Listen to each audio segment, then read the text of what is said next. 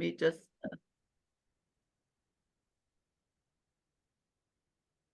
Okay.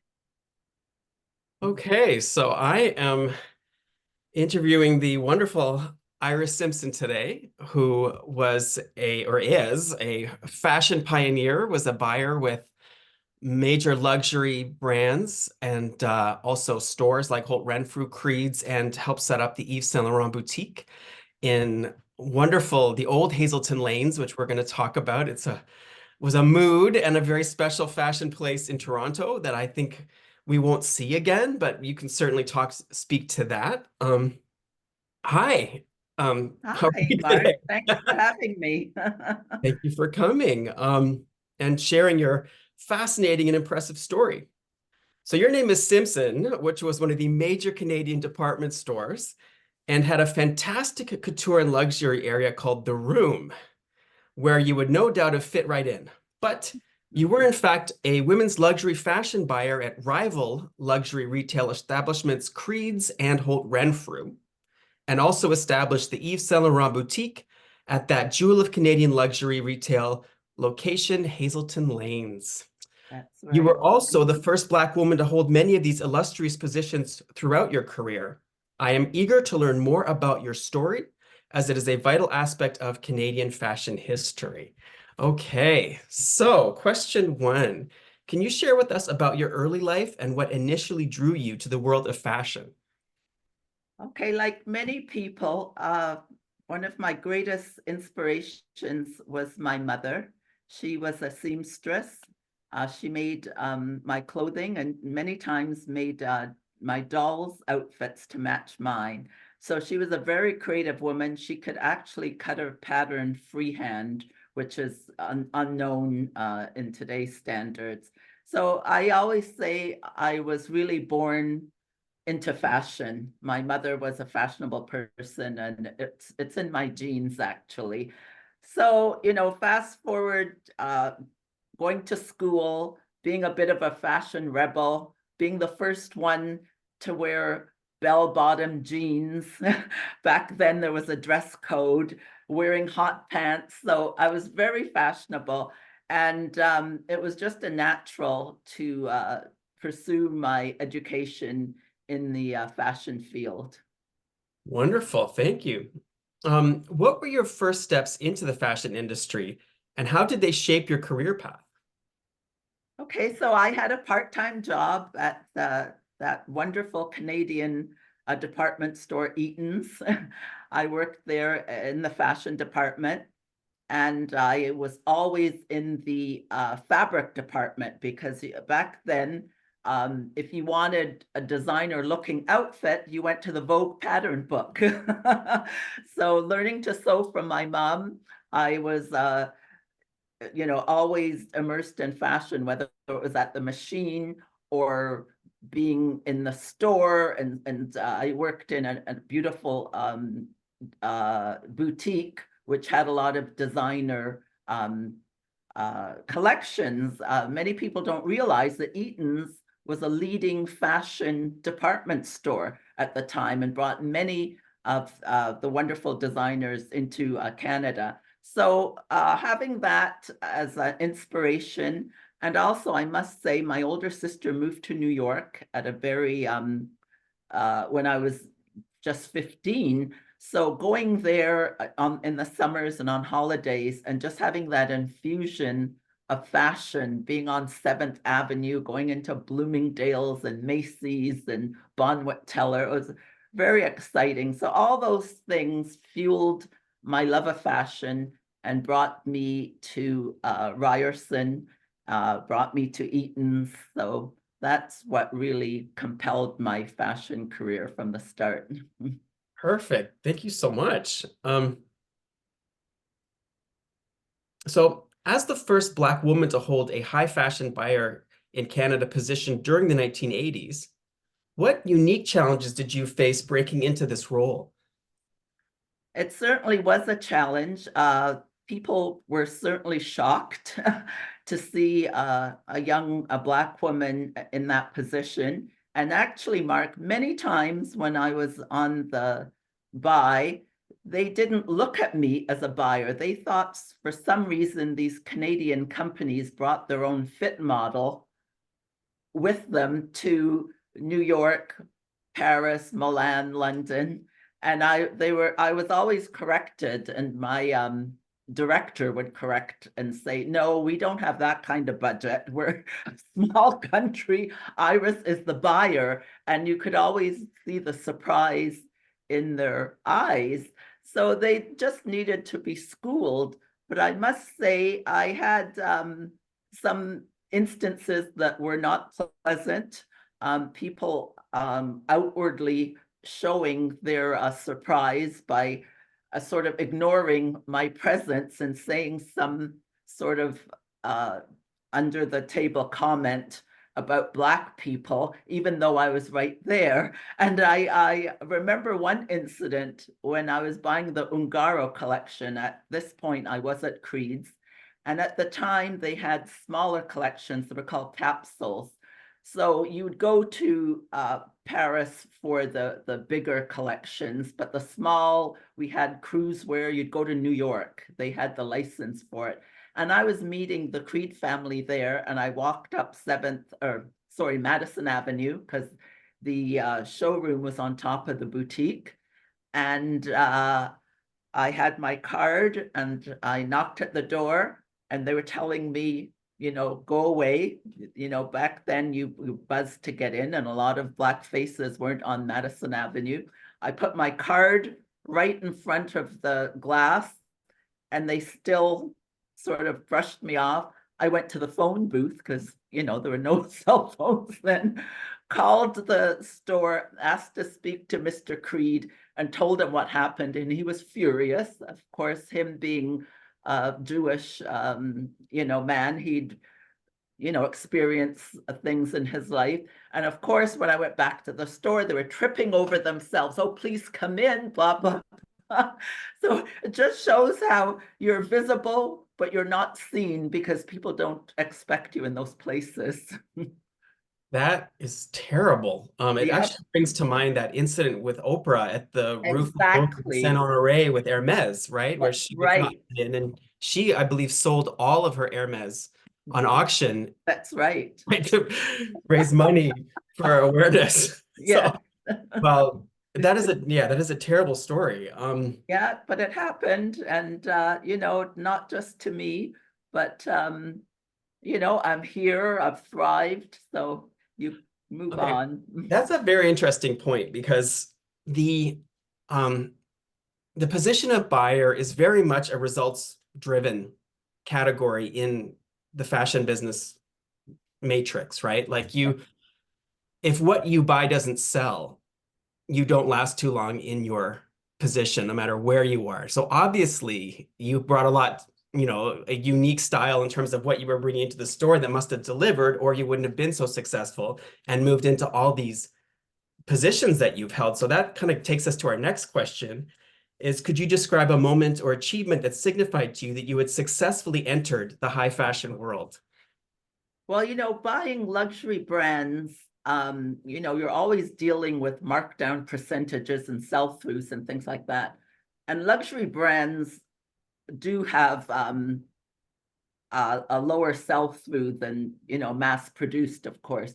But, you always have to represent the newness of the collection, keeping in mind what's going to sell to your clientele. And working in with high-end brands, they weren't available in every store. So you were dealing with unique pieces that you knew were going to sell through for certain occasions and things like that. So I know that the year they brought in, I think at the time I was buying Valentino, and they brought in a lot of brown and navy, and not colors that would you'd put together. And I bought a few pieces. There was also tons of sleeveless, and a lot of times those women did not want to show their arms. And I remember a customer actually saying to me, "Who's going to wear that?" And I'll say, "You will. Put it on. We'll accessorize it, and it'll look great." And sure enough, brown was never a color. It's still a hard color to sell. But when you buy the right accessories and you mix it with other things, it sold through. And I was really fortunate because I can remember at the time the director saying, this collection is going to tank. But it did sell, and I was really, really pleased. It's true. Like there have definitely been some fashion historical moments where there was a really rich, beautiful brown that came in. Like in the 70s it happened. I remember it happened in the kind of late 90s. And it's Yeah. actually about to happen now, I think. I Yes, mean, it's starting. Yes. I like it, so I'm excited. I tend to stock up when that happens because you can get Right. the good colors you like. Okay. Let's get on to working at Creeds and Holt Renfrew. Mhm. So, what inspired you to pursue this stage of your career as a buyer at Creeds and Holt Renfrew? Well, I was very fortunate, Mark. I'd say in the 12 years that I bought international designers for three different businesses, I never made a resume. They came to me and asked me to join them, which was really very an incredible uh, an incredible and I'm lost for words, an incredible moment that they recognized what I had to deliver and how I would be an important part of their establishment. So I went over to Creed's, and that was very, very exciting because Creed's was like Canada's Bergdorf Goodman. It had a first salon. I mean, that's historically how Creed started. They had perfume, they had jewelry, they had accessories, shoe department. So it was really, really exciting. And going on the buy with the Creeds was very exciting because they had a lot of connections with all different luxury brands, from everybody from Ungaro, Valentino, Krizia, even Jacqueline de Riebe. She was a very amazing society woman, and she brought out her own line. Chanel. So, I mean, having those introductions, and I didn't buy all those lines, but we went together as a group. And I must tell you one fabulous story. This was just one of the great moments in fashion. I remember we were all together. We'd gone to a show in the morning. I think it was Sonia Raquel. And then in the afternoon, Mr. Creed said, Iris, this is a very special appointment. So we got in the car, we went to the appointment. I thought, well, where are we? This doesn't look like a showroom. We went into, in Paris, they have those beautiful, huge doors, and you go inside, and then there's a courtyard. And we went up all these little stairs, and we went up into this sort of rickety apartment. And I thought, what are we seeing here? What are we doing here? We sat down, all little rows of someone's actual apartment. That's where the fashion show was. And who came out but Azzedine Alaya? He must have been 4'11", and that was the first time to see him. And he never wanted to be part of those big shows. He always did things in his own way. But this was in the early days, and can you imagine that moment? Seeing Oh, Azzedine Alaya and his collection in an apartment. wow, that is amazing. And okay, so I have a question about that. Did it have the Alaya aesthetic vibe already in place that first show that you saw, would you say? It did. It wasn't as out there, but I mean, the construction and the way the lines and the fit, I mean, it definitely had his signature. It Wonderful. That is amazing. Wow. was really amazing. Okay. That's a great story. Wow. Just thinking because Alaya was such a great designer for like Oh, young he moms like was. Naomi Campbell. Like he really pushed her career, right? Oh my gosh. And at that time, I mean, Claude Montana, Krizia, like these fabulous lines, Valentino, which I bought, Emmanuel Ungaro, like it was just Sonia Raquel. fantastic experiences. Wonderful. Okay, so that actually leads nicely to our next question. So as a high fashion buyer, what were your primary responsibilities and how did you approach the selection process for luxury brands and designers?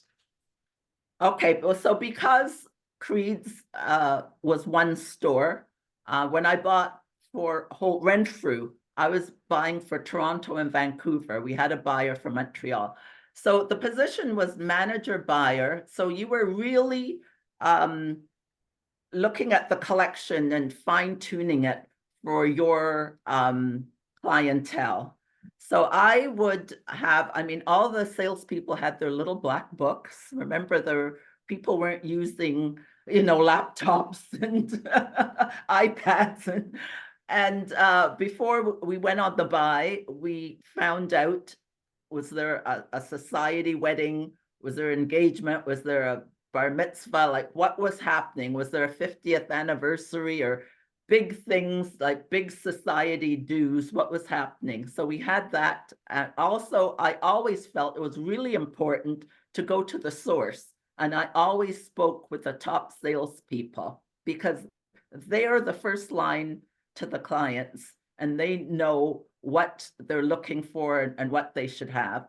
So we had that meeting and we went, and as I said, you always had to represent the collection, but at the same point, seeing what would work for you, because it is a business and you do want things to sell. So in those days, it was a lot easier. Right now, you're slapped with capsules and huge minimums. But back then, it was a lot easier. I mean, Mark, there were people from stores like Iraberg. That was a small family-run store.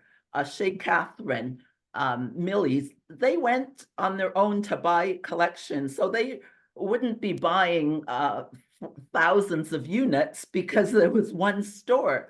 So the nice thing about that is we had designers, that we were compelled to buy, but we could mix with other things and we could buy. I used to go 1, 2, 2, 3, 2, 2, 1 in a size range. So it was a lot easier. And if it was a very expensive item, you could only buy 2 because that was in your budget, but you were allowed to. So it was really fine-tuned to, our climate, our way of life, the Toronto, for Vancouver, you would buy different colors or, maybe not as many heavy things because of the type of a climate, but it was really fine tuning it. So it was a real collection that was special for each city. Oh, wonderful. So that actually goes right into the next question was what was your approach to selecting brands and pieces for the Canadian market, especially considering our unique cultural and fashion landscape? You've certainly answered most of that. Was there anything else you'd like to add to that question?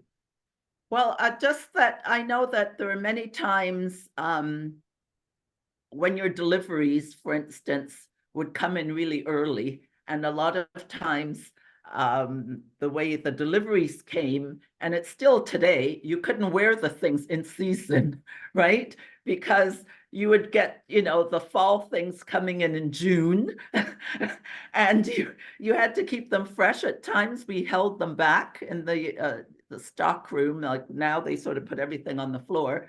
But it was just trying to fine tune the deliveries and fine tune the pieces that worked at the right time. And it was a totally different system back then. You could make a phone call and change the delivery date, and they worked with you so seamlessly, whereas now it's totally different, of course. Okay, oh, excellent. We're going to definitely get more into the evolution of the Canadian market soon. I'd say you probably have answered the next question, but if there's anything you want to add to it, let me know. So how did you navigate the balance between introducing avant-garde styles and meeting the tastes of your clientele? There were always clients that were much more avant-garde than others. So it was just maybe the avant-garde pieces you bought less of, and the safer pieces you bought more of. But for instance, the line Kritzia, there was a time when, oh my gosh, the minute the goods came from the airport, we opened the boxes, everything was sold, because Kritzia at the time did all these sweaters with all these animals on it. And every year there was a new theme, and the women were crazy for it. They collected them like jewels, really. And we, at the time, had a big fashion show, and we had animals, believe it or not, from the zoo on Bloor Street outside of Creed's to sort of pay homage to Manuela Kritzia, the designer. So yeah, there were things that people just, it was like a must-have. Everybody wanted it. So you had to have the quantities of even the pieces that were considered a little more risque and avant-garde, because you knew you were going to sell them. So it was a balance. Yeah, Yeah, but you knew you were going to sell them. I mean, that's that's right. why you've been so successful, because you could tap into zeitgeist. You can feel what's coming, and that's That's right. a successful buyer, right? So Exactly. that's on you. You know, Uh-huh. wonderful. Okay. I have some general questions about the Canadian fashion industry now. You talked about places like Ira Berg, which I remember, the Ira Berg boutique up at St. Clair and Yonge. It was That's very right. small and, personal. It was a Yeah, family business. I'm pretty sure that the kids, they did Max Mara on Bloor Street, wasn't that? that's right. That's right. And Yeah, that's, because I knew like my friends' moms would go there kind of because they had their shopper and they knew what they would get. And it was like, exactly.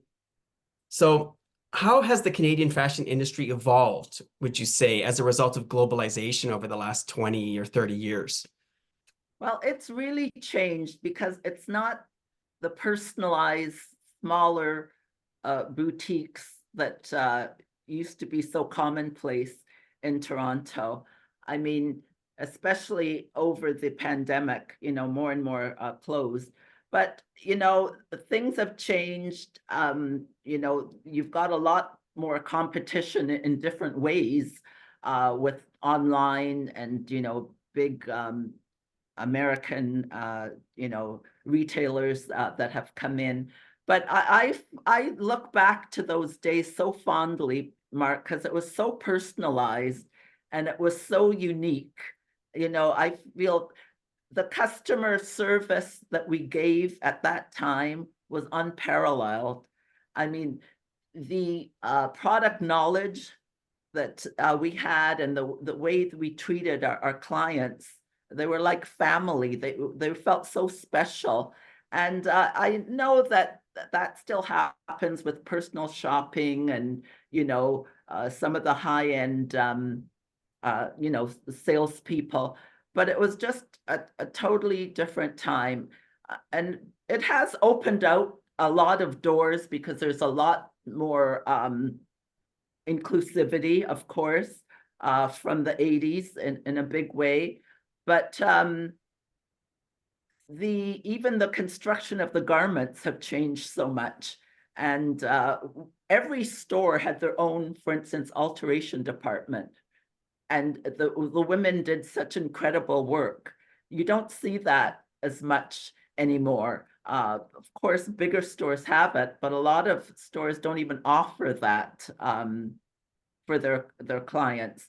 So in ways, it's open doors because there certainly is, a lot more versatility and uniqueness, bringing in many diverse designers and things like that.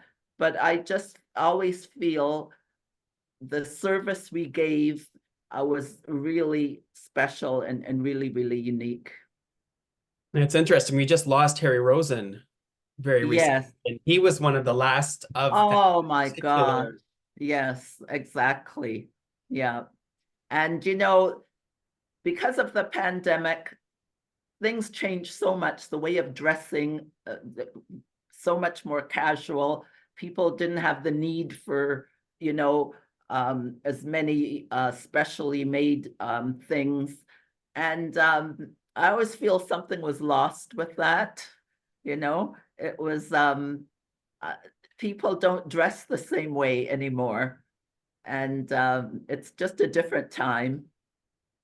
Very interesting point. But I mean, you as someone who has watched the cycles of fashion, right? Like, you know, what comes around goes around, right? Like Oh, there have been totally. very casual times in the past as well. So I'm That's sort of right. curious to see, you know, what's going to happen next. Like I like to buy Hermes ties online. That's one of my Uh-huh. hobbies. Right? And during Right. COVID, like the prices tanked because no one thought they were going back to the office. Now they're really expensive again, even in the second-hand Exactly. luxury market, right?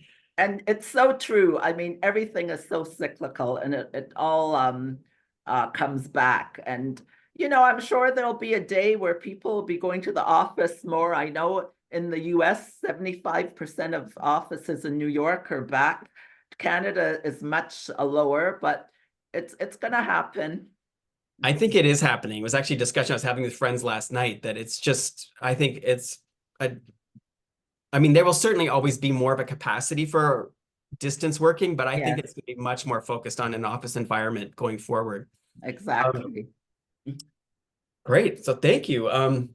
You touched on this briefly in the last question, but how have you seen the conversation around diversity and inclusion evolve in the fashion industry since the 1980s? Oh, in a big way. I always felt like I was the only one in many ways.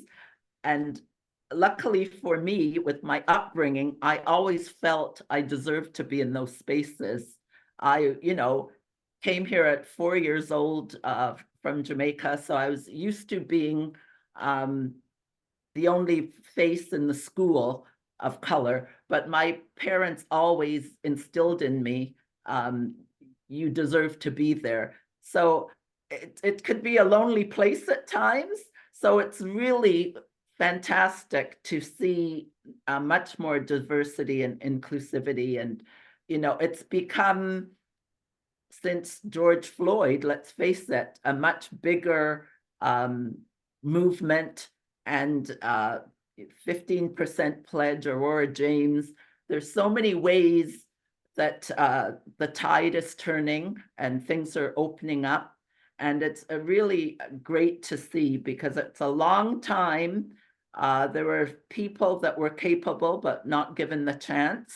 So it's nice to see from so many different cultures, things opening up. I mean, our immigration has had a lot to do with it. A lot of second generation, first generation are bringing their point of view and, you know, bringing goods in that people in the city weren't necessarily used to seeing. And just the whole worldwide movement, be it music, you know, movies, everything. Gone are the days when there was the odd person on television. So people have no choice but to see how the world is changing and embrace diversity and ethnicities and inclusivity. So I feel it's a great leap forward. You know, just go into stores now and look and see who you see in even designer stores. You know, Mark, there was a time that people thought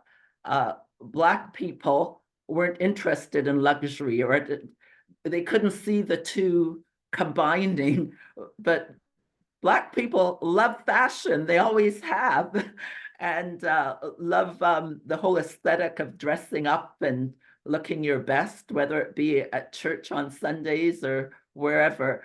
So the world is changing. There's still, you know, always more to be done, but it's a big change from the 80s, believe me. Just even in the fashion shows, you know, who's represented on the runways and then the magazines and things, a big change. Change for the better, I would. Yes, certainly. I I have a question about general fashion identity, though. Do you feel that Canada has a stronger, unique fashion identity now, or did earlier, like in the 80s? Well, the sad thing is, to be truthful, I think it's slowed down a bit. I even remember when I worked in Eaton's in the signature shop, there were many Hugh Garber, Leo Chevalier, there were names that were so big in fashion at the time. And then you think of clotheslines and, you know, John Warden, like many different lines that were really, really um, big. And, you know, of course, Alfred Sung, all those people. And I find right now we have a few stars that have done very, very well. Greta Constantine, Erdem. There's a lot of people that have done well, but unfortunately, there are people that didn't make it either that have no longer exist.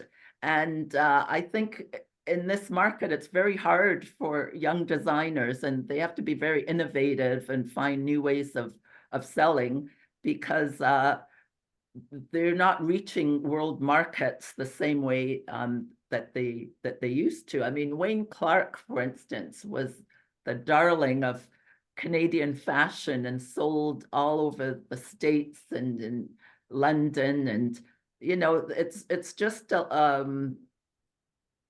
there's a few barriers that are being broken, but the backing, the financial backing and things like that, I think we needs to be really opened up. And if any way the government could take a more direct approach to Canadian fashion in ways of funding a lot of up and coming designers, I think that would really, really help. I totally agree. Yeah, I was a designer, and I can tell you it was not easy It's in tough. this country, you Yeah, know, it's then really and tough. now. Yeah. Um, Actually, this leads us nicely to our next question. How did economic fluctuations such as recessions impact the fashion buying process and consumer spending habits? Oh, did it ever? I mean, there were times I remember, uh, especially in luxury retail, some of my clients coming in, and we actually opened accounts for them because something had happened on the stock market, and their husbands or partners have said, you know, don't buy anything. And of course, you know, they had so many events coming up, they wanted the latest, and we had to sort of put their purchases not on their Visa cards, but like the old-fashioned layaway. And they would come in and pay that way. And it's hard because many times the brands we were buying weren't really helpful that way. The longer you were in the business, and if you bought one season, then the next season they would want you to buy a little bit more. And sometimes it was difficult because they had probably lost some clients, and they didn't want to see people lowering their numbers and their quantities. So it was really a difficult point. And that's when you felt, oh my gosh, I've got to be really careful what I buy. I can't afford to buy all the things that you'd see in Vogue, which weren't always the most saleable pieces. I've got to be careful with my numbers because, you know, it's a different time, and if things aren't going to sell. So it was quite a balancing act, because you want people to come into the store, so you need to have, you know, new freshness and pieces, but yet you had to be careful that you didn't overbuy certain things. So it was difficult.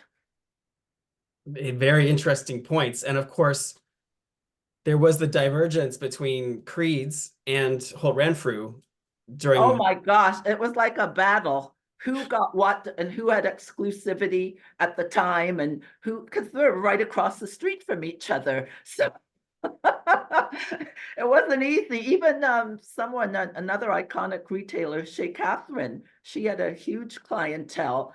And I tell you, if one person had one thing and the other didn't have the right size, and it wasn't an easy time, I tell you. You wanted to keep your clients coming to you. Meanwhile, you know, they could walk across the street. So that's when the exclusivity started, and people wanted to have exclusive brands so that, you know, your clients were coming into your store, you know. Right. I mean, that probably pushed out the smaller retailers, right? Because Oh, once you it start did. having like your Gucci boutique and your Dior boutique, right? It sure did. It sure did. And you see, people like I'll say, Ira Berger, even Alan Cherry that had some, small smaller stores. It was really difficult for them because every season they would lose something because you couldn't compete with Creeds and Holt Renfrew, and especially in the later years, Holt Renfrew, because they were right across Canada, so much bigger. They had the buying power. Yeah, absolutely. Thank you. That's great. Next question. When did sustainability and ethical considerations start to become significant in the buying process, do you think? Well, in my time, I always thought the sustainability was built in because we bought beautiful clothes that were high quality and we kept them. But sustainability became really important, about 6, 7 years ago when people really started opening their eyes and what was happening globally in the world. So it became much more important, and it was unique because that opened a whole new industry and new clientele, especially with younger people and the whole movement with the climate change and everything. So it became really, really important, I'd say about 8 years ago, and every year it's becoming much, much bigger. And that is huge growth. And I always think there's opportunities all the time in fashion, and that's a huge opportunity because it's opened a whole industry. And anyone that thinks about our planet and our future, you cannot deny how important it is to change the way products are made. And that's right up the ladder from lower brands, fast fashion, having bins to bring things into. God knows where they go. It doesn't always go to the right place. But there's so many sustainable brands that are out there. Every month there's a new one coming up, and that's opened a whole new business model. And I think it's fantastic because it's so important. Okay, so I mean, that has definitely answered the next question, which is how have consumer attitudes towards sustainability and ethically produced fashion changed over your career? Is there anything you'd like to add to that? Well, I think the one thing I'd like to add is that people really, and especially since the pandemic, are realizing you can only wear so much, you don't need so much. So I think I'm hoping there will be a shift back to people buying quality and wearing their things over and over. I mean, what I'm wearing today is over 20 years old, and I have pieces, of course, from before that. My Yves Saint Laurent, like beautiful pieces that I've kept. And I think people are going to start to rethink that and embrace that a little more. And I think it's really, really important. I know that a lot of young people are into thrift wear as well, which has opened up a whole other industry in vintage, and that's also helped too. And there's so many sites online, to shop sustainable vintage, and I think people or everyone's downsizing, the condo boom. They don't have the room for all these things that they used to have. And I think there's such a satisfaction of pulling something out that you wore years ago and putting it on in a different way. And you just feel fabulous in it. Well, I think that that's partly you. We're going to get to that question when we talk about personal style, but I want to go back to Yves Saint Laurent for a moment because you were part of the group that opened up the Yves Saint Laurent boutique in one of my all-time favorite little luxury enclaves, the old Hazelton Lanes. Right. Describe that process and also just the general atmosphere of that retail venue. Mark, that's one of the most fabulous times of my life. Imagine leaving Eaton's, because that's what I did, and going up to the old Hazelton Lanes. And old is just putting it in a time frame. It was beautiful and timeless. And the excitement of being in that environment and having the architect come from Paris to design the store and opening up all the boxes and hanging everything up. And, there's always delays in construction, working around the, people finishing it off. And it was just so exciting to open up these beautiful boxes and these clothes and hang them up and get everything ready. There was a huge opening party. At the time, Hazelton Lanes was like our Champs-Élysées, our Rodeo Drive, our Madison Avenue or Fifth Avenue, but it was a little jewel and it was special and had all the best stores. And it was just so unique. And the women came in on the weekends, they came in with their husbands.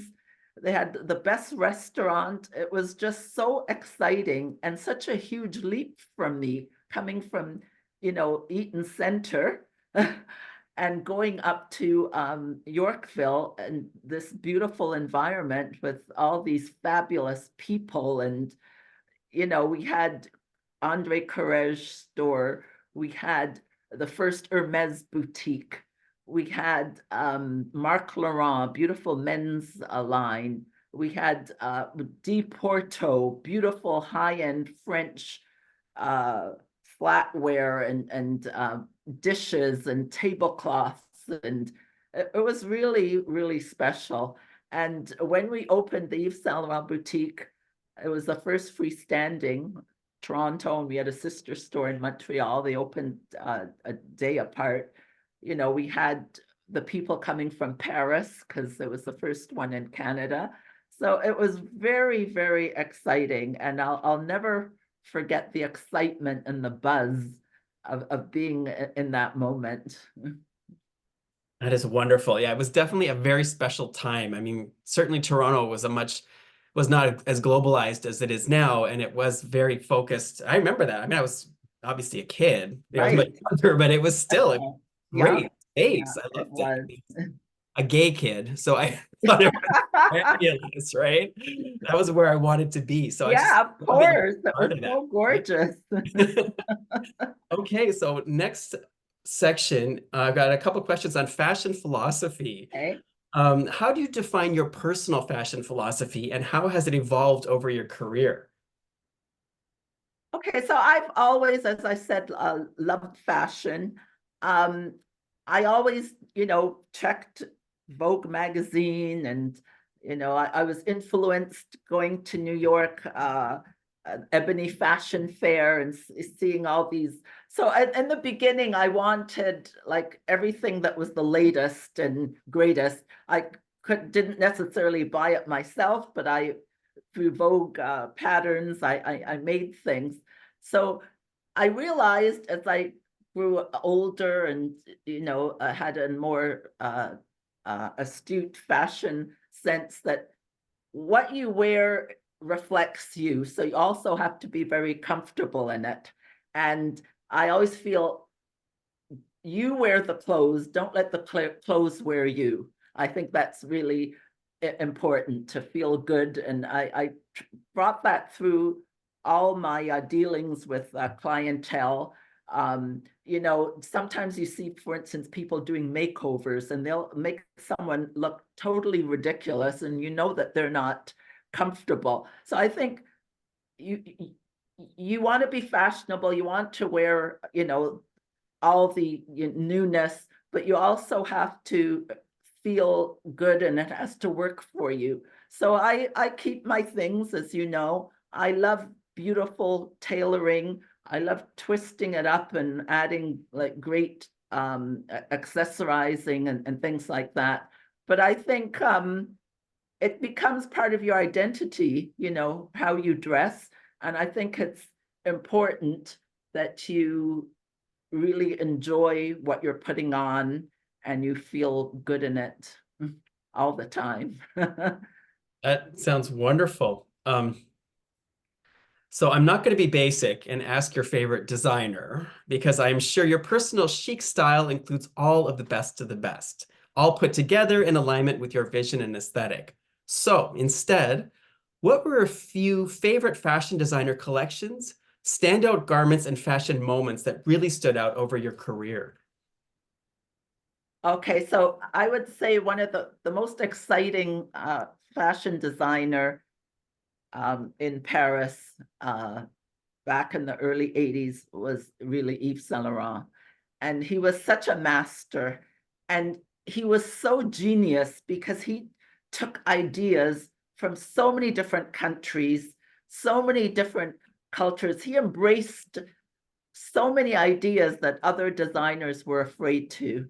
And I remember he did a collection where he had all these gorgeous leopard, which is a classic leopard print dresses, and the women going down the runway. I mean, the shows were so different then because the models really engaged with the audience and they weren't walking just like hangers for clothes. They had so much personality and they were dancing down the runway all in leopard. There was leopard, leopard, leopard. And then, of course, part of the show closed with all his smoking, the beautiful tuxedos that women wear. So I just, every collection he came out with to me was special. But I think his smoking look and all those leopards when he did the whole safari was amazing. Like there's so many, he did a whole chinoiserie Chinese elements, but almost in such a unique way, really, really art. I loved, he's still one of my favorites. And then also I used to love seeing Claude Montana's show. He was so unique, this designer. Do you know, Mark, a little bit off topic, they used to close down some of the boutiques in the time for the Japanese buyers because they were the ones with the money back then. And they would buy out the whole store, if you can believe it, Claude Montana. And it was just his architecture and the way he designed things. It was lots and lots of suits, but they all looked different and in a rainbow of colors. And oh my gosh, I still get goosebumps when I think about it. Fabulous. And I know if we're going to talk about a Black designer, a real trailblazer, Patrick Kelly. I mean, what can I say? He really turned Paris on its heels. And yeah, there's many designers. Gianfranco Ferre, fantastic. Sonia Raquel. It's hard to say because so many unique, amazing, talented people that every season just gave it their all. So I have quite a few favorites. I'm not surprised. This actually is a very good segue into our next section on Black designers. But actually, before we got there, I wanted to take us off topic as well a little bit. You mentioned the Ebony Fashion Fair. Now, Eunice Johnson, who I believe was one of the publishers of Ebony Magazine, put together Yes, this traveling fashion show with all this yes, beautiful Parisian couture that featured Black models. yes. Now, was that an influence in Canadian fashion? Not as much, but for the Black community, you have to understand that was so amazing because, as I said, they didn't necessarily equate Black people with luxury fashion. And the fact that she even got into those fashion houses, and Yves Saint Laurent always gave her a front row seat. And when you saw these shows, I mean, they were amazing. And all the different designers and all on Black models, it was really empowering, especially for young Black women that were interested in fashion, well, really of any age, because you didn't see it. So it was, I saw it the first time in New York because my sister lived there. And then it came to O'Keefe Center. If you remember, that's called what, Sony Center. It's changed its name so many times. But it was just, and you know, Audrey Smaltz was the commentator, and I met Audrey many times in Europe and in New York.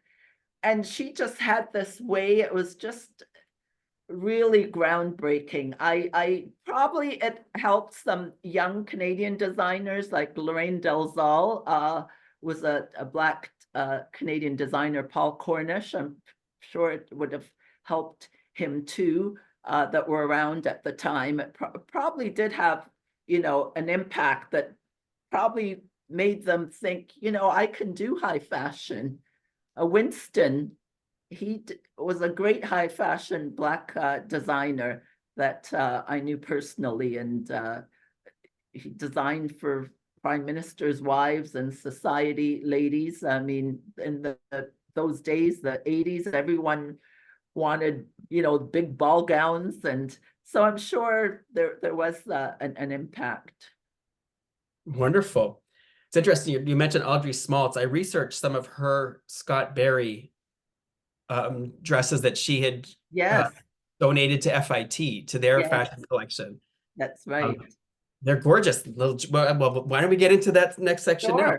Sure. Willi Smith of Willi Wear, Patrick Kelly, and Scott Berry. So interviewing you about iconic Black designers such as Willi Smith, who was responsible for the Willi Wear label, Patrick Kelly, and Scott Berry offers a unique opportunity to delve into the intersection of race, culture, and fashion innovation. Despite facing systemic barriers, Black designers have consistently shaped trends, challenged societal norms, and contributed significantly to the fashion industry's evolution. So let's talk about Willi Smith first, because Sure. he was one of the most successful Black designers in fashion history, He known was. for his brand, Willi Wear. Now, you wrote of your engagement with the Willi Wear aesthetic on the amazing legacy site that the Cooper Hewitt Museum put together to honor Smith's memory. And you say that one of your greatest Willi Wear memories was when your sister lived in New York City. And when you visited from Canada, the first shopping destinations are always Bloomingdale's and Macy's. And you immediately went to the Willi Wear section to try on many pieces, as you wrote. You note it was inspiring for you to see a young Black designers line featured in these two iconic department stores. Now, the first outfit you bought was a beautiful multicolored jumpsuit, which you wore to Chippendales to celebrate your sister's birthday. I did. Now, what is the current state of that jumpsuit? Well, unfortunately, Mark, I kept it close to me. And at the time, this was sort of the party scene disco. And a friend begged me to loan it to her, which I did. And I kept saying, have you dry cleaned it? Where's my jumpsuit? And the story was that it was lost at the cleaners. And I was really, really upset.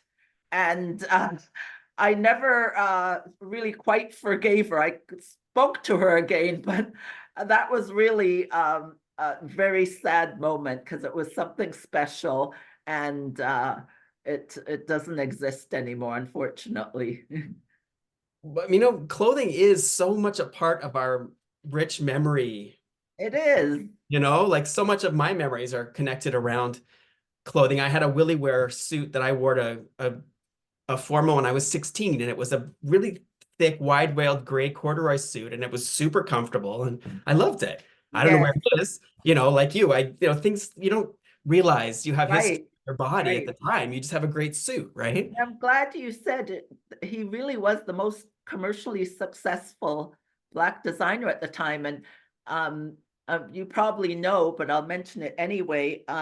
When Caroline Kennedy married, I forget her husband, Schlossberg. I Prosper. can't remember his Yeah. first name. His suit and his groomsmen were all designed by Willi Smith. So he crossed boundaries. You know, he designed for the masses. He wanted everyone to be able to wear his clothes, but he was such an astute and creative designer that people that you would wear, you know, these so-called luxury designers also wore his clothes. And, you know, he was very inspired by, well, that whole scene, you know, being a gay man and embracing, you know, differences and looks. And he was really, he was, Butterick Patterns had him as one of their featured designers. He really had something for everyone and really unique designs. I loved his work. And I also like the fact that he intersected in very interesting ways with the avant-garde art community of New York as well, because he was very much a part of the video revolution, and Yes, there were these artists that and Keith Haring, I think he collaborated with, the yeah, he graffiti did. artists. So he brought in a lot of that really hip kind of Lower East Side culture back when it was like Alphabet City, like it was dangerous, Yes. you know? And that was his charm, and I think that's why he did so well at the time, you know, and his sister Tukey, you know, modeling his clothes, and you know, he was really, really like the darling of New York. I believe he won a Coty Award as well. At the time, that was the big fashion award, the Coty Award, and he was a recipient for his influence on fashion and his design. Well, it's certainly well deserved. Like I'm writing about Yes. his engagements with video and technology right now, so it's completely at the forefront of my mind. And it's Yes. interesting you bring up Tukey because that's my next question. You talk about her. She is, of course, an American actress and a model who emerged as a muse and sometimes collaborator with her brother. She also was featured in Patrick Kelly shows. That's right. She was. And of Um, course, she had a relationship with Robert De Niro that also made her quite famous. But she just had so much personality and was so out there, you know, like a real fun. I mean, this was the time of, you know, Studio 54 and disco. It was a different time, and people were really like exuberant in their the way they express things. And the two of them together, it was like just dynamite. It really was. Yeah. um, yeah, I mean, that's basically answers my question. Like, um, yeah, she was definitely she exuded such personality and had the most Exactly. fantastic style. So I think that definitely propelled her brothers Oh, work sure, as sure. well. It certainly, added cachet to Patrick Kelly's shows as well because she Oh, was so my sexy goodness. and his work was so body conscious, right? Exactly. Okay. Um, Go ahead. Patrick Kelly, did you want to talk about Patrick Kelly? You know I do. So I just added this Patrick Kelly peplum little jacket to my collection. And Fantastic. it says Patrick Kelly Paris, made in France, made in France. Oh, it's got the Uh, label. got the label Fantastic. and everything. Like this, I personally, I loved Patrick Kelly. For me as like a little 15, 16-year-old in Toronto, Exactly. seeing this North American being so successful in Paris was incredibly inspiring because he just broke all the rules. I loved his Oh work. I my loved his gosh. personality. You He was know, inspiring to me, that I was like, I could do that too, right? I'm this dude from Canada, right? so Like, special. So special. And you know, again, this was someone that was influenced very much by his grandmother sewing. And you know, I was reading that his grandmother would bring home all these buttons and things, and you had a button drawer, I mean, which we all did. If you sew, you would keep, but many times his grandmother would put buttons on his little cardigans and they didn't match. And he didn't feel, he thought it was kind of cute, where some other boy would say, oh, I'm not wearing that. So that and the influence of the church, which is so big, you know, if in his collections, he always had hats, and that was definitely an influence from the church ladies. I mean, he actually said, Mark, at one point, I don't know who he's being interviewed by, but he said, Yves Saint Laurent has nothing over me because I saw all those church ladies dressed up every Sunday. So, you know, for someone from a very small community, Vicksburg, Mississippi, to end up in Paris and have these very unique, I mean, he knocked the socks off people because they were thinking, who is this guy? And always at the forefront, keeping his soul and his culture and turning things on its heels with all the Black racist elements that he turned and put into his collection, like the gollywogs and watermelons. And he says, I'm here, this is part of my life, and I'm going to turn it around, and you're going to buy it. So white people that you wouldn't think would embrace his designs loved it. You know, it was just so exciting. I mean, even the way he came out on the runway in overalls, which is always, you think, workman's clothes. You know, he just took whatever he had in his culture and his background, and he twisted it up and said, here I am. Absolutely. And I loved, I mean, he was beautiful, and he had the, you know, he had the overalls, but then he had the little Paris The baseball little cap hat. on, right? It was Oh like my mixing it God. up, and he was spray painting the big hearts Oh, on the the back big of the run, hearts. you Now know? you know, Mark, that was one of the pinnacles of my career, buying the Patrick Kelly collection for Holt Renfrew and being there in Paris and seeing just, it was, you know, he was all about love, and it really was. When you were at his shows, it was all about love, and people were just so happy. I mean, he had all the names. He had Naomi Campbell and Pat Cleveland and Tukey on the runway and all these great models, and they just really, really loved him. And you know, he was the first American to be taken into the Chambre chamber, Syndicale, right? syndicale, yes. Yeah. And a Black man with this design, like he really, really, it made such an impact. I don't think a lot of young people realize. I tell my students about him because, you know, Good. it's absolute tragedy that we lost him so So young, young. I think it was 35 or, you know, very young. very young. And he was at the pinnacle of his career. And it was just Exactly. heartbreaking, right? Like I write about him, you know, Yes. in my fashion and aids work, because I mean, he was an inspiration to me when I was a Oh, of kid, and, course. you know, 16, 17 years old. Of course. Now I realize just how difficult that Oh my transition from God. Vicksburg to Paris was. I mean, and he wasn't like Exactly. someone who had a lot of people supporting him financially. I think like Pat Cleveland bought him a That's plane right, a ticket, right? ticket. Yeah, she did.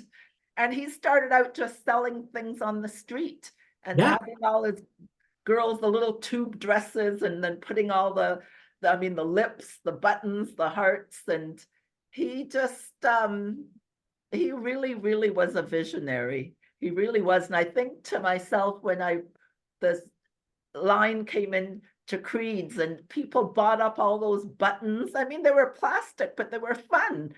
And he was right in there because at the time, Mark, it was called the boutique. So when you got off the elevator, the second floor, it was the whole north-facing wall, and he was right there. We had Yves Saint Laurent, we had Gianfranco Ferre, we had you know, American designers like Oscar de la Renta, Carolyn Rome.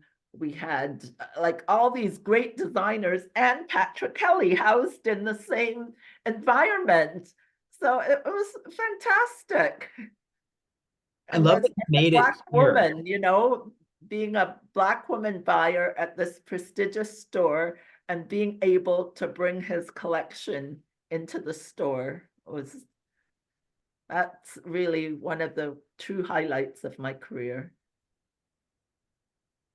Wow, I mean, you just blew out all my questions because Oh, you I'm sorry. answered everything so well, you know, that, you know, just wonderful. Wow. Because I mean, my question is like, what was it like to witness the rise of these designers? I think you've articulated that. Well, I can add a little more if you'd Yeah, like. please do. So it was especially heartwarming for me because actually at the time when I was buying this collection, it wasn't in the budget. And the fact that I was able to, speak to my superiors and convince them showed me sometimes you just have to, show how passionate you are about something and why. And the fact that it, I was allowed and it ended up on the floor was really, really special. I also did a fabulous interview at the time with uh, a Black media show, Black media company and show, and able to bring in, the journalist, and it was heartwarming for me, and especially it was heartwarming for her to interview a Black buyer about this iconic Black designer. So it was like threefold, really, really, really special. And back then we played you had a TV and you played the fashion show all the time. And because it was so different for people, there was always a crowd around the TV to see his show because it was really so unique. And it was really, I can't tell you how important that was for me. And the clothes sold. That's also very important. They sold. I'd say that again speaks to the esteem that you were held with in your organization. The fact that they would put that kind of a heavy buy on your recommendation says that they put a lot of faith in you. I mean, that's really, you made a very it specific was difference. really, really special, and I'm really honored that I had that opportunity. I really am. That's wonderful. In your view, how did each designer, and we're talking about Willi Smith, Patrick Kelly, and then we're also talking about Scott Barry, who was probably the earliest out of the three of them, who did wonderful, sexy bodywear and was Yes. also a very successful Black designer, and he's probably the most forgotten.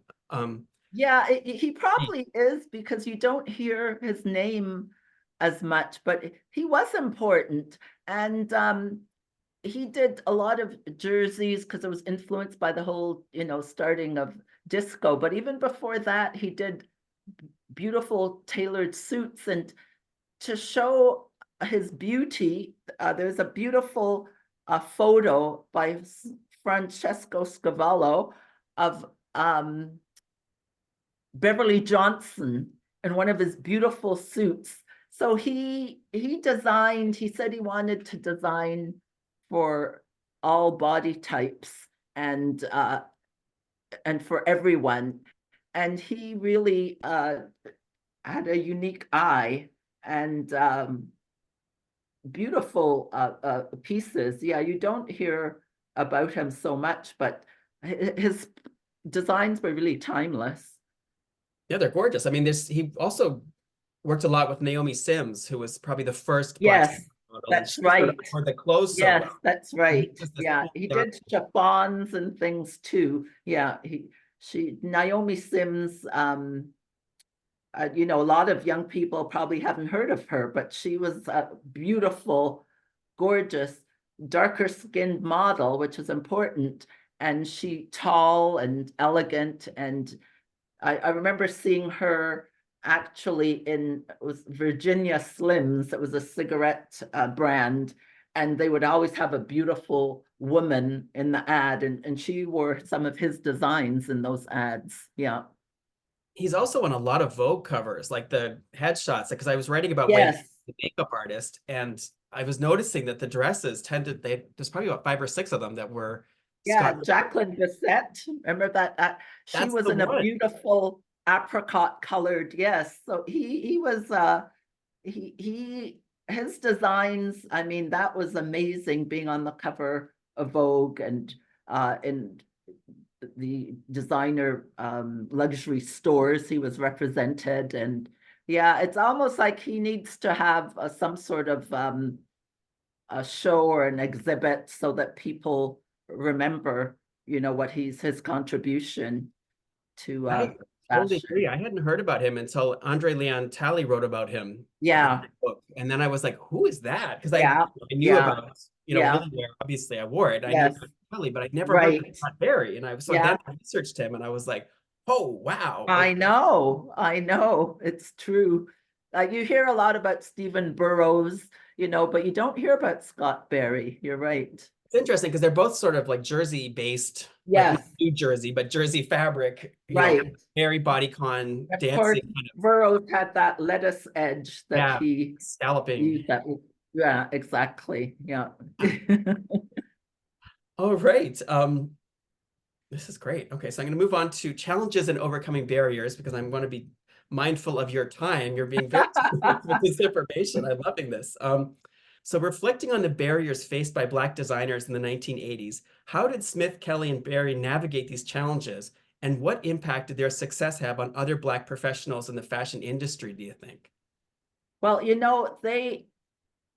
got to have a point of view and you have to believe in what you're doing. And they really did. And of course, you know, you have to have a circle around you to help lift you up.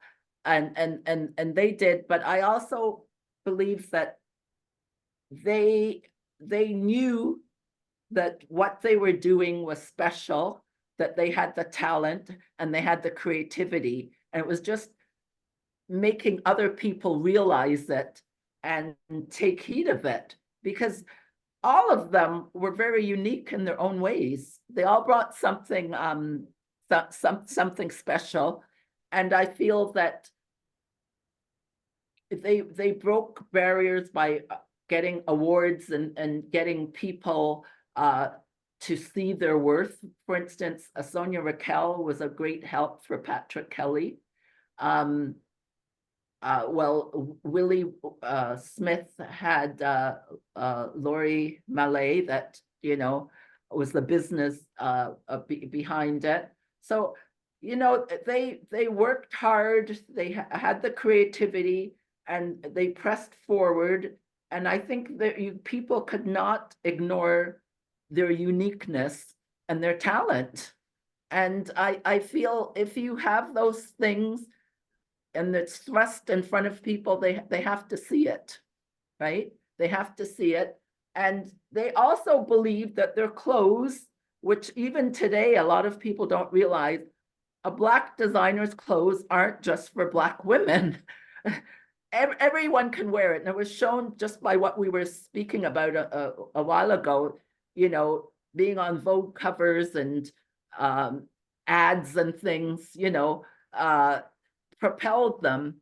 We're here, we're not going anywhere. We've got the talent, the clothes are selling.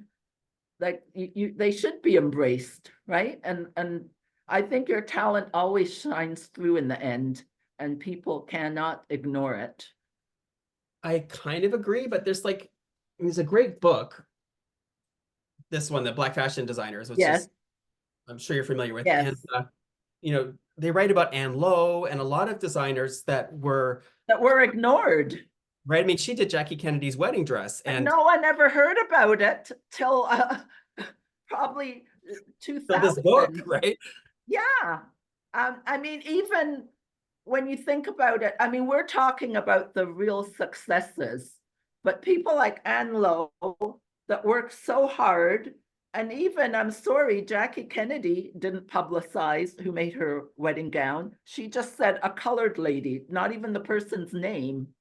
And, I know in her story that she had gotten everything ready, and 10 days before she had a flood and had to work, without sleep for days and days to remake everything.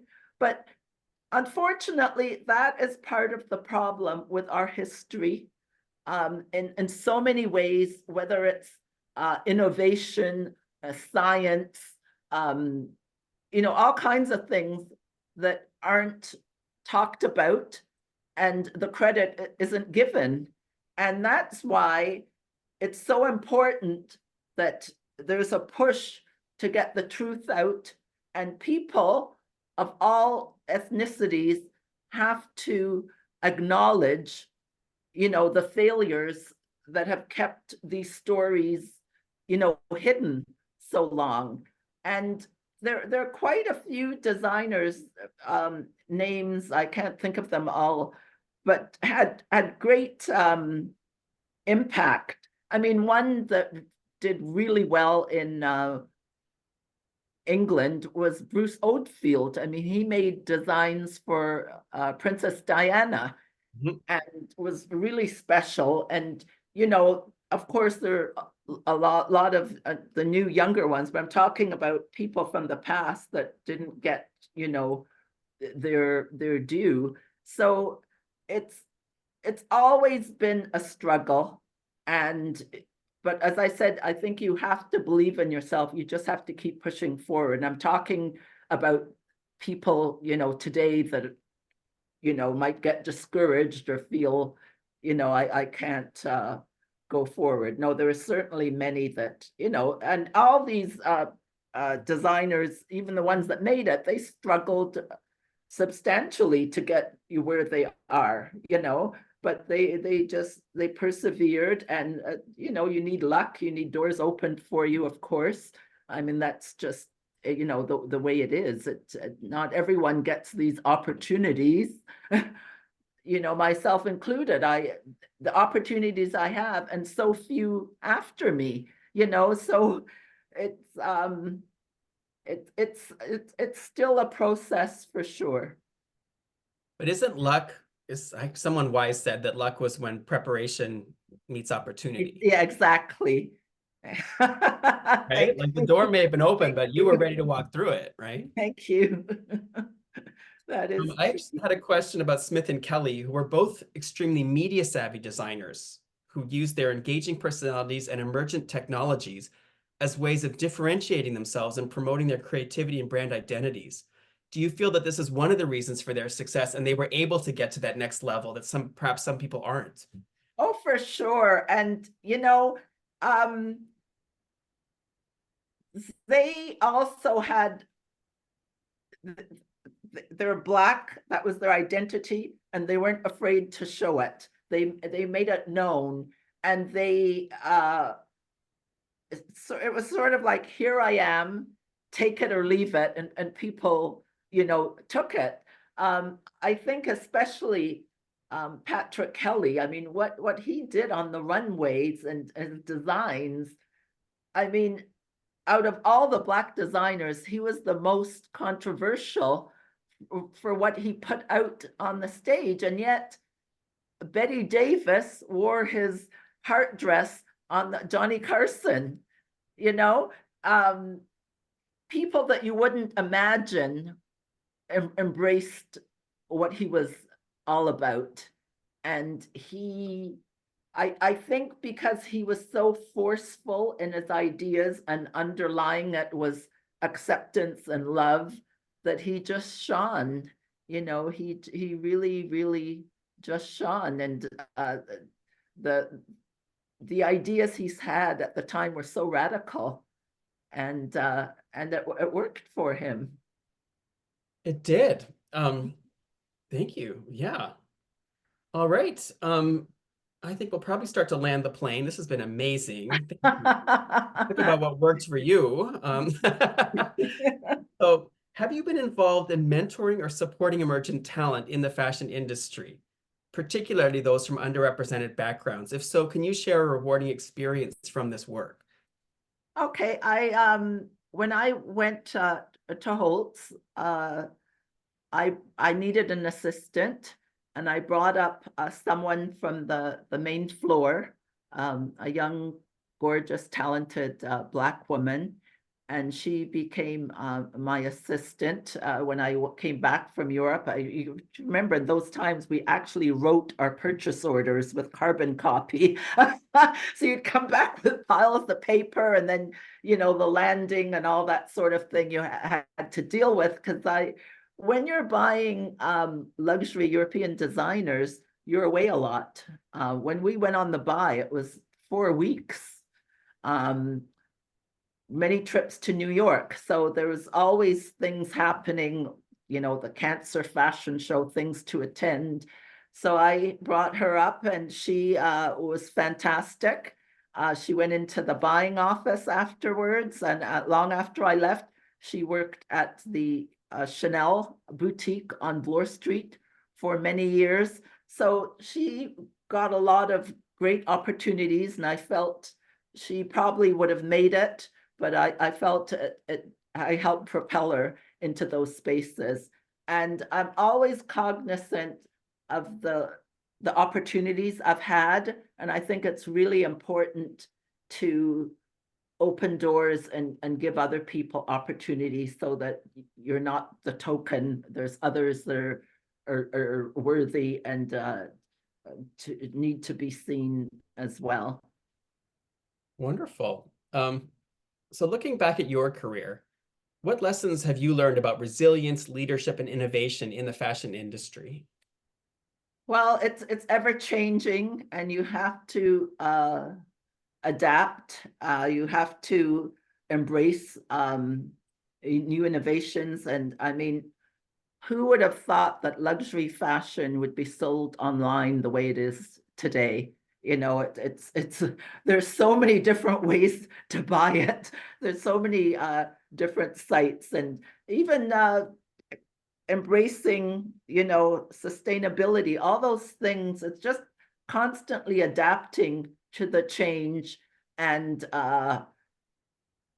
being open-minded, whether it's through diverse designers or different types of designs that you wouldn't necessarily deal with. I think being resilient, you have to also be open, and you know, many times we have to reinvent ourselves and our way of thinking.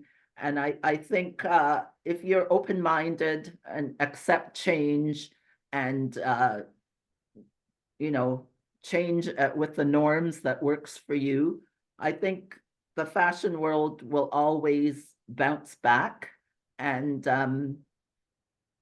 there's always room for new people and new ideas.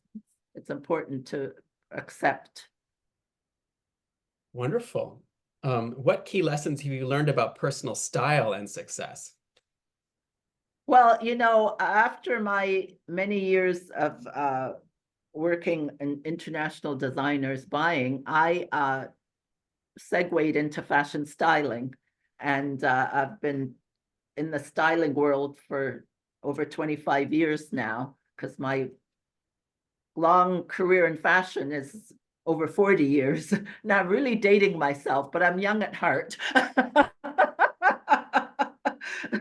So styling is really, I always felt it's like being a personal shopper in a lot of ways, and being a personal wardrobe consultant. So that's been a fabulous part of my career that I embraced, and just working with people in their wardrobes and getting them to think differently how things can be worn. You know, many times I find a lot of people will buy something and they think, well, I can only wear it the way it was shown when I bought it, when you can turn it around and inside out in so many ways. You don't have to wear a suit with a skirt. You can put it over jeans, you can wear it over a dress, you can, you know, move things around a lot. And for many years, that wasn't the norm. But these days, I think you've got to show your personality and the different ways of putting things together and wearing things, and not just following that sort of streamlined, you know, rigor. You know, put your personality into it. I think that's what's so much fun about fashion, and showing your style and not being boxed into a certain way of dressing. Wonderful. I mean, you've pretty much already done it, but what advice would you give to all young aspiring fashion professionals today? I mean, you sort of covered it in the last answer. Well, you know, I always say, I've spoken, you know, at TMU. I'm an instructor at TMU, and a lot of the graduating classes. I've always said there's always room for new ideas, and not to get discouraged. And always know that your point of view, put it out there and find a way to show what your style is and where you want to go and how you're going to get there. And don't be afraid to move out of this certain market. Like the world it's a global world now. And I always feel that young creative people, there's always a need for them. And, if you can step out of your boundaries and be in another country, that's a fabulous, fabulous, inspirational experience that can do nothing but help you. But it's a different world now. It's a lot easier, I find. I mean, with social media and Instagram and all these different platforms, you can start something where you maybe you only have a few $100s, but at least you can show it to the world. So that's, to me, one of the great things that's opened up in the fashion industry that's very, very helpful for so many people.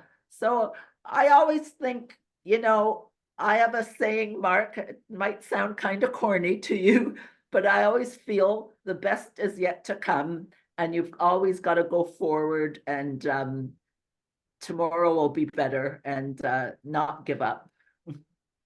I think that's a wonderful message, especially in challenging times, right? Which That's right. you That's have right. obviously lived through before, and we're living through now. I mean, life is not. We sure are. Yeah, we sure are.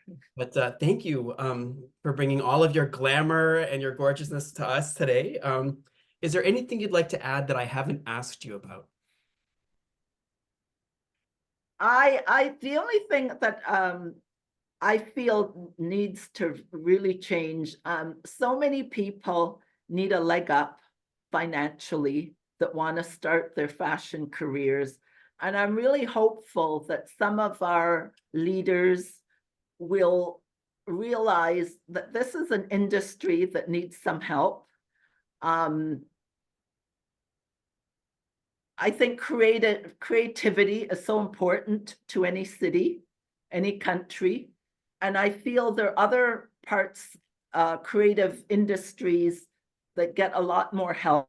For instance, film. And there is a fashion model in the film industry if you want to be a costume designer or whatever. But I think the fashion industry as a whole has not gotten the leg up that they should. And I think it's a shame. We've got fashion schools every year that are graduating, hundreds of students. And we need our politicians and our government to realize this is an industry that needs some help, and it's important. And how are we going to keep funneling schools and having people come out without having giving them the tools they need in terms of funding? I think that's really, really important. And I hope that changes and there's some a light shone on that, because that needs to change. It really does. I totally agree. I mean, in Yeah, France, there's huge government support for the fashion industry. In countries like Belgium, which you wouldn't think of as a fashion leader, I mean, exactly. those avant-garde designers because of the governmental support, That's right. They That's right. specifically were funding avant-garde fashion, and they got that. So, if you Exactly. allocate the resources, you're going to get the results in that area, right? Exactly. And the other thing I want to say, I have to let you know, through all my trials and things that didn't work out for me, I've had so much kindness throughout my career, and people that really believed in me and gave me opportunities, and I'm always, always grateful for that. And I never wanted to I never wanted to not recognize them and know how important they were in building my career.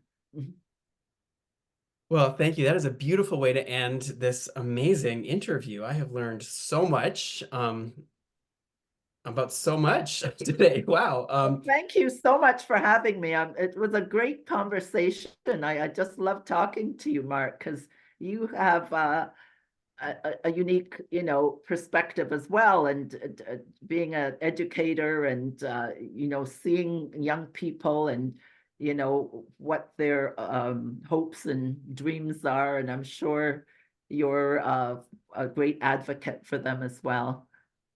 I love teaching, and like, you're a teacher as well. You're an educator. I was a designer and I'm now more involved in theory and teaching, but I just think fashion is a very exciting thing to teach because it It is is. always changing, you know, and it's always very exciting. Okay, my final question is a shameless ask. We have a fashion collection at the Seneca College, our Seneca Fashion Resource Center, and this interview has been part of my work with the Seneca Canadian Fashion Diversity Project. And I was wondering if there's anything that really stood out for you, might want to donate to us to cement your legacy as a part of Canadian fashion history. I have something. I am a board member of the Fashion History Museum, so I have promised some things to them, but I'm sure there's something that I can give to you as well. Thank you so much for being so generous with your time and your wisdom and your wonderful energy. I mean, I can see why people liked being around you because you have such a dynamic personality, which I also tell my students, like people hire and promote people that are likable, that That have, is true. That is right? true. Well, thank you so much, Mark. It was a fabulous afternoon, and thanks for having me. Okay, thank you. I'll see you soon. Take care. Bye-bye. Bye-bye.